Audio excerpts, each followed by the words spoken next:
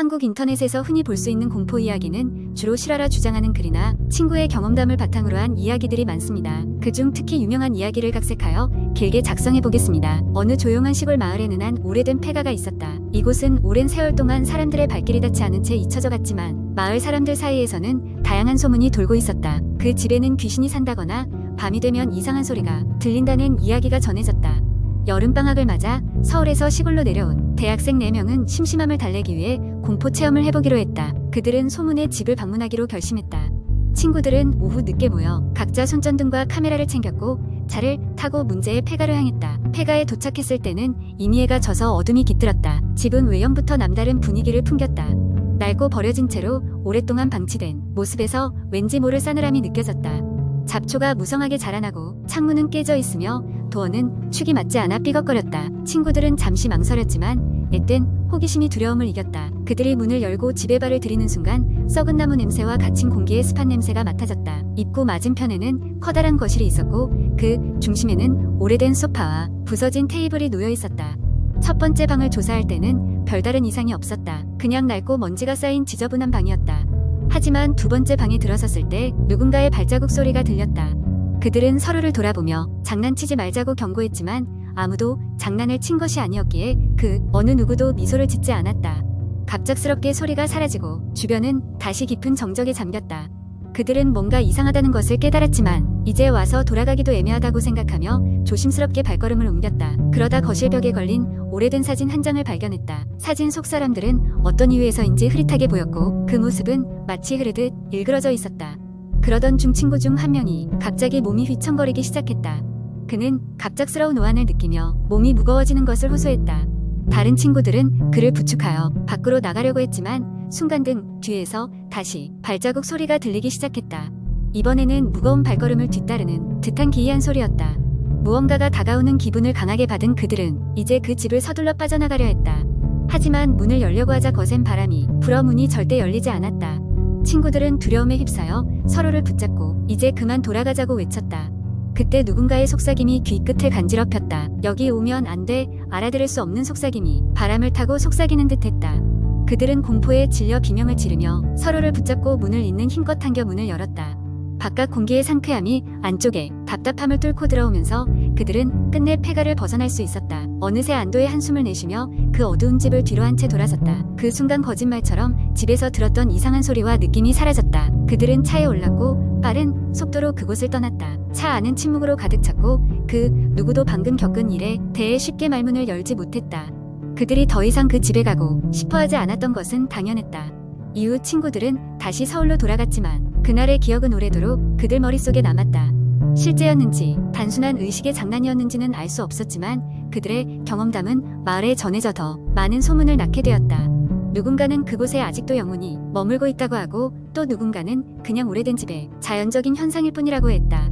하지만 그들만은 알았다. 그 느껴지던 찬 공기와 무거운 발소리 그리고 속삭임이 단순히 집의 낡은 상태 때문만은 아니었음을. 그 이후로 그 오래된 폐가는 더욱 많은 사람들의 호기심을 자극했지만 다시는 그 문턱을 넘으려는 이를 본 적은 없었다. 언제나 그렇듯이 그 집은 여전히 그곳에 존재하며 밤이 되면 여전히 누군가의 목소리가 들린다고 한다. 여기 오면 안 돼. 두 번째 이야기. 어느 늦은 밤 나는 서울 외곽에 위치한 작은 자취방에서 공부를 하고 있었다.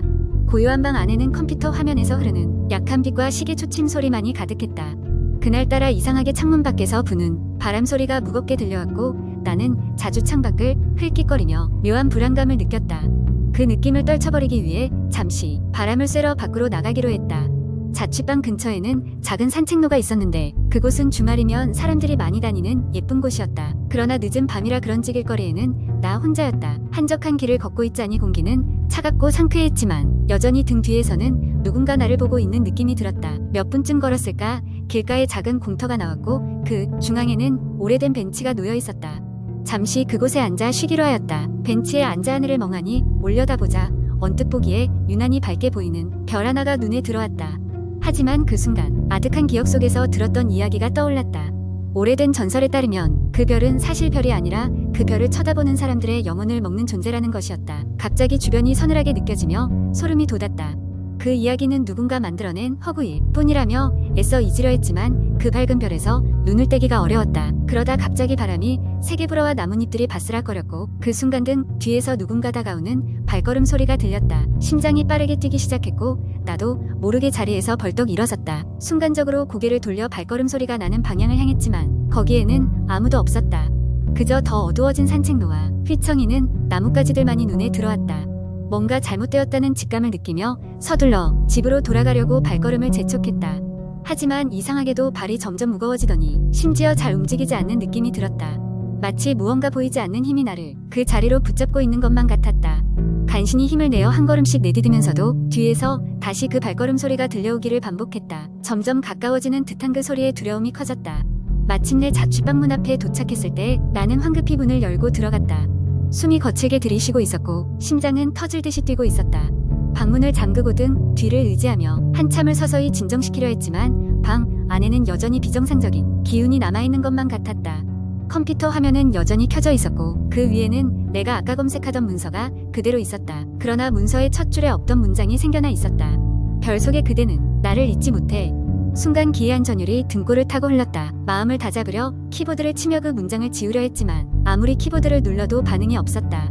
컴퓨터가 마치 고장난 것처럼 작동하지 않았다. 찰나의 순간 화면 뒤로 어두운 형상이 스쳐 지나간 듯한 착각이 들었고 등 뒤로 블라인드가 흔들렸다. 나는 혼자라고 생각했지만 내 주변에는 아무도 없어야 할 공간에 무언가 존재하고 있는 듯한 느낌이 점점 커져갔다. 그날 이후 나는 그 별을 다시 쳐다보지 않기로 결심했다. 또한 밤에는 절대로 산책로에 가지 않겠다고 다짐했다. 하지만 그날 밤의 기억과 소름 끼치는 순간들은 쉽게 사라지지 않았다. 그것은 마치 별 그 자체가 나를 잊지 않았다는 것처럼 시간이 지날수록 더욱 선명하게 떠올랐다. 세상이 멈춘 낮잠 속에서는 끊임없이 그날의 꿈이 반복되었고 그 모든 것은 현실 속에서도 여전히 나를 뒤따르고 있는 느낌을 지울 수 없게 만들었다. 세 번째 이야기 한적한 산골 마을에 하얀 마을이라고 불리는 작은 마을이 있었다. 이곳은 주변 산들로 둘러싸여 있었고 아침이면 안개가 짙게 깔려 마치 바다 위의 섬처럼 보이곤 했다. 그곳에서 자란 사람들은 하나같이 이곳에 대한 애정을 품고 있었지만 이상하게도 외지인들은 이 마을에 머무르지 않으려 했다. 하얀 마을에는 오랜 전설이 있었다. 한 여름밤 주민들이 모두 깊은 잠에 빠져 있을 때 마을 입구에 있는 커다란 느티나무의 베개를 입은 여인이 나타난다는 것이었다. 그녀는 긴 흑발을 늘어뜨린 채 슬픔에 찬 표정으로 마을 쪽을 바라본다고 했다. 마을 사람들은 그 여인을 하얀 여인이라고 불렀고 그녀의 출현은 곧 불행을 예고한다는 속설이 있었다. 그러던 어느 해 도시에 거주하던 한 젊은 부부가 하얀 마을로 이사를 오게 되었다. 그들은 도시 생활에 지쳐 조용한 생활을 꿈꾸며 이곳에 정착하기로 결정한 것이다. 마을 주민들은 처음에는 그들을 반갑게 맞이했지만 부부에게는 알리지 않은 비밀이 있었다. 바로 새로 이사온 사람들은 반드시 첫날 밤 마을 입구에 있는 느티나무를 찾지 말라는 것이었다. 부부는 이사를 온 첫날 저녁 마을 사람들이 조용히 자신들을 바라보는 것을 느꼈지만 큰 신경을 쓰지 않았다. 그렇게 밤이 되었고 부부는 이사 정리에 지쳐 일찍 잠들었다. 하지만 깊은 밤중에 갑자기 찬바람이 불면서 문틈 사이로 싸늘한 기운이 감돌았다. 그때 부인은 꿈인지 현실인지 모를 이상한 소리에 눈을 떴다. 창문 너머로 누군가의 흐느낌 소리가 들려왔다. 앞마당으로 나가보니 흰옷을 입은 여인이 마을 쪽을 바라보며 서 있었다. 그녀는 몸을 돌려 부인을 바라보았다. 눈이 마주친 순간 부인은 마치 시간이 멈춘 것처럼 몸을 움직일 수 없었다. 여인의 입술이 천천히 움직이며 무언가를 속삭였다. 돌아가라. 그녀의 목소리는 바람소리와 섞여 들렸다. 부인은 비명을 지르며 집으로 들어왔다. 남편이 놀라 잠에서 깨어 그녀를 달랬지만 부인은 그 밤 이후로 평온을 찾을 수 없었다. 몇 날 며칠을 악몽에 시달린 끝에 부부는 결국 하얀 마을을 떠날 수밖에 없었다. 마을 주민들은 그들이 떠난 뒤 다시금 하얀 여인의 전설을 입에 담으며 경각심을 가졌다. 세월이 지나 하얀 마을은 점점 쇠락해갔고 이제는 전설만이 그곳을 지키고 있다. 그러나 간혹 호기심 많은 여행자가 그 마을을 찾곤 했다. 그때마다 마을 입구에 느티나무가 여전히 그 자리에 서 있고 밤이면 싸한 바람과 함께 여인의 슬픈 노래가 들려온다는 이야기가 전해진다. 마을 사람들은 입을 모아 말하곤 했다. 하얀 여인은 우리의 경계자이자 수호자라네. 그녀가 나타날 때는 언제나 그럴 만한 이유가 있는 법이지. 그 말이 사실인지 거짓인지는 알 수 없지만 하얀 마을의 전설은 지금도 사람들 사이에서 조용히 이야기되고 있다.